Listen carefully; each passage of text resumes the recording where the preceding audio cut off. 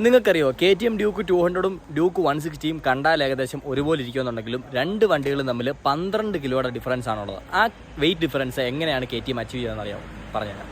ഒന്ന്, വീൽസിലുള്ള വ്യത്യാസമാണ്. 200ൽ വരുന്ന വീൽസ് അല്ല നമുക്ക് 160ൽ വരുന്നത്. 160ൽ വരുന്ന കുറച്ചും കൂടെ ലൈറ്റർ വീലാണ്. അതുകൊണ്ട് തന്നെ ഓരോ വീലും ഏകദേശം 2 കിലോയോളം സേവ് ചെയ്യുന്നുണ്ട്.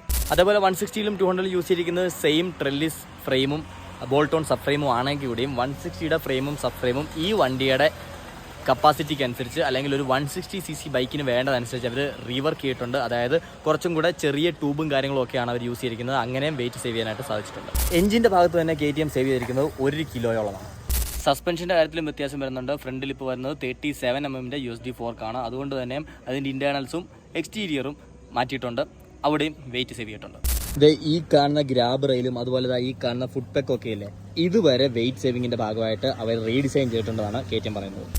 അപ്പോൾ എന്താണ് ഈ ഒരു വെയിറ്റ് സേവിങ്ങിനെ പറ്റിയിട്ട് നിങ്ങൾക്ക് തോന്നുന്നുള്ളത് തീർച്ചയായിട്ടും കമൻറ്റ് ചെയ്യുക. അതുപോലെ തന്നെ നിങ്ങളുടെ ഡ്യൂക്ക് 200 ആണോ 160 ആണോ ഓടിക്കുമ്പോൾ ഈ വെയിറ്റ് സേവിങ് ഫീൽ ചെയ്യുന്നുള്ളത് കൂടെ ഒന്ന് കമൻറ്റ് ചെയ്തേക്കാം.